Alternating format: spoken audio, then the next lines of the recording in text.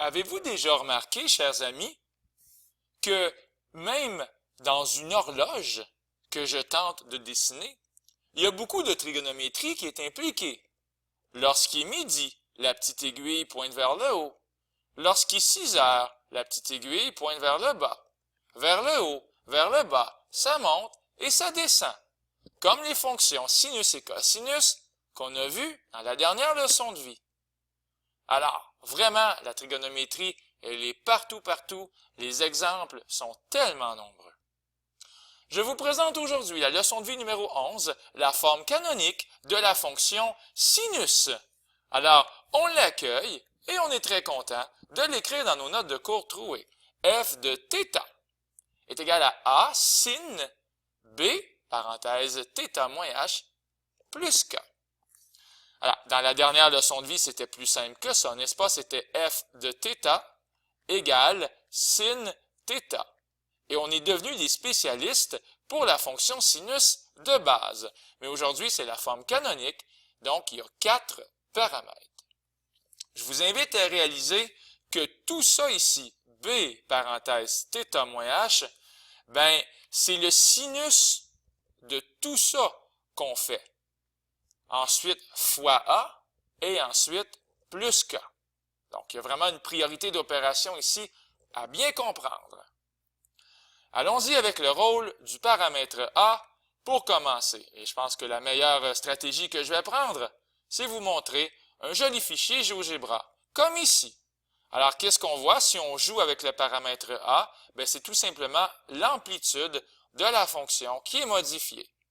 Je vous rappelle que l'amplitude, c'est la hauteur d'une bosse. Alors ici, on voit le paramètre A, il vaut 2. Ben ici, la mesure de ce petit segment-là, c'est 2. Même chose ici, la mesure ici, c'est 2. Donc, le paramètre A, ben, tout ce qu'il fait, c'est qu'il modifie l'amplitude. Et si jamais le paramètre A était négatif, ben, la fonction, là, elle commence en étant décroissante, tandis que tantôt, elle commençait en étant croissante. Donc, ça, c'est des petits débuts pour le paramètre A. Alors, j'aimerais qu'on réalise ici que le paramètre A, il vaut moins 1,5. Ici, ben, il vaut 1. Et ici, il vaut 2. Donc, on peut dessiner, on peut prendre notre temps, mais à chacune de ces fonctions-là, la période, c'est toujours 2π. Alors, j'insiste, 2π, il est ici. Et qu'on ait pris la fonction qui est en mauve, avec une amplitude de 2, qu'on ait pris cette fonction-là ici, ou qu'on en prenne une autre, la période, c'est toujours 2π. Il y a juste l'amplitude qui change. Alors, j'insiste, le paramètre A modifie l'amplitude, et l'amplitude, ben, c'est la valeur absolue du paramètre A.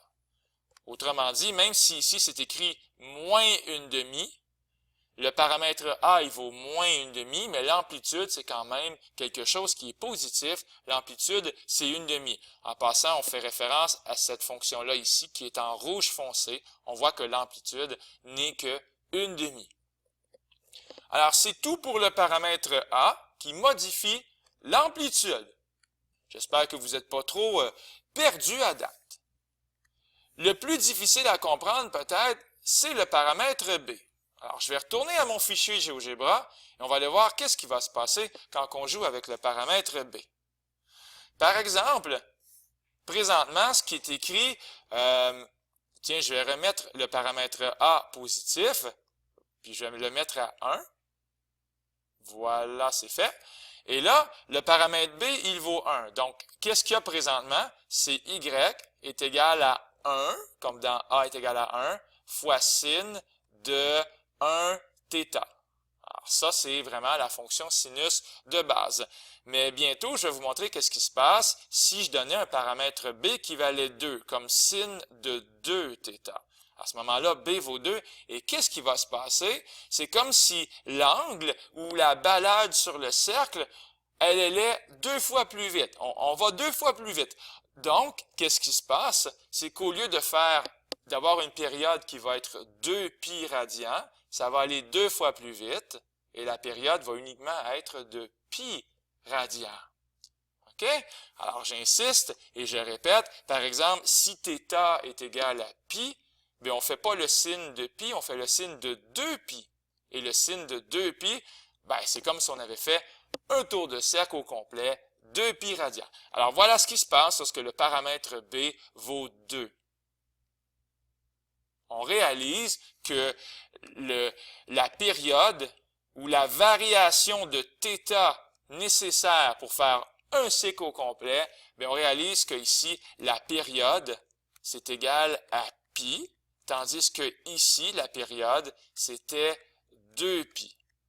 Alors, pourquoi je vous explique ça? C'est pour vous amener à la découverte suivante, que la période va toujours être 2pi sur B. Et c'est ce qu'on va écrire dans nos notes de cours en valeur absolue. Par exemple, ici, le paramètre B vaut 2, ben, la période, c'est 2pi sur 2. Et c'est pour ça que 2pi sur 2, ça fait pi. Évidemment, on peut avoir des périodes qui sont plus grandes. Si le paramètre B vaut 1/2, par exemple, ben là, on voit que 2pi divisé par 1/2, ça fait 4pi, et la période, elle est plus grande, tout simplement. Alors, ce qui vient d'être expliqué ici, tendrement, on va aller l'écrire dans nos notes de cours, trouées bien sûr. Et je vais revenir sur ce petit mystère qui est ici dans quelques secondes. Ne vous en faites pas. Donc, ici, le paramètre B, il vaut moins 1/2. Donc, B est égal à moins 1/2. Ici, le paramètre B, il vaut 1. Et ici, on voit le paramètre B, il vaut 2. Bien! Alors, qu'est-ce que ça donne comme dessin? Ben, à chaque fois, on va avoir la même amplitude qui va être de 1, mais cette fois-ci, c'est vraiment les périodes qui ne sont pas les mêmes. Alors, la fonction de base, elle est ici. C'est celle-là qui est en bleu. On voit que la période, c'est 2pi, parce que 2pi sur 1, comme 2pi sur B, ben, ça fait 2pi. D'ailleurs, c'est écrit ici, la période 2pi sur B. Tant qu'à parler de la période, je pourrais aussi vous parler de la fréquence, qui est B sur 2pi, toujours en valeur absolue, parce que la fréquence, c'est l'inverse de la période, mais je vais en parler dans d'autres leçons de vie, peut-être un peu plus. Ici, B vaut 2, et c'est pour ça que c'est la fonction ici qui est en mauve. Elle va 2 fois plus vite, elle est 2 fois plus compressée, parce que la période 2pi sur 2, ben, ça fait tout simplement une période de pi. D'ailleurs, on le voit ici, la période pour un aller-retour stop, on est rendu ici à pi. Et la dernière, en rouge 20, ben, c'est celle-là qui est associée à un paramètre B qui vaut moins 1/2, tout simplement. Parce que 2pi sur moins 1/2, toujours en valeur absolue, ben ça va faire une période de 4pi. Bon, alors, vraiment ici, on a parlé vraiment de deux paramètres importants, le paramètre A, le paramètre B, et je tiens à souligner quelque chose. Ici, le paramètre A, il est négatif, et ici, le paramètre B, il est négatif. Et qu'est-ce qui se passe dans ce temps-là? Ben, la fonction, ici, en rouge 20, elle est décroissante. OK, on commence à 0, 0, mais on s'en va vers le bas. Elle est décroissante parce que tantôt, le paramètre A, il était négatif. Alors ici, si A est négatif et que B reste positif, la fonction, elle commence en étant décroissante. Et ça va être le même principe ici. La fonction en rouge 20, elle est décroissante parce que le paramètre B ici, il est négatif. Donc, je vais lire la phrase. Si B est négatif, mais que A reste positif, c'est le même principe. La fonction va être décroissante. Et la vidéo est presque terminée. J'aimerais revenir une dernière fois au fichier GeoGebra. Qu'est-ce qui se passe si on rajoute dans l'histoire un H et un K? Voilà. Alors, un H et un K, ben, ça va être le même H et le même K qu'on est habitué de rencontrer dans nos vies mathématiques. H, donc déplacement horizontal, et K, déplacement vertical. Alors ça ici, c'est des choses qu'on a déjà vues. Alors c'est pour ça que dans les notes de cours trouées, j'ai pas fait un grand cas de ceci. J'ai juste écrit la phrase suivante. Le rôle de H et de K, ce sont les mêmes rôles que depuis toujours, tout simplement. Alors, j'espère que vous avez pas été trop déstabilisé, comme je dis souvent, par la vidéo. Puis il y aura d'autres vidéos. N'hésitez pas à poser des questions à vos professeurs, à vos amis et surtout de vous pratiquer. Quand le gars dans l'écran, il le fait, c'est facile. Mais quand c'est à votre tour, c'est un autre défi.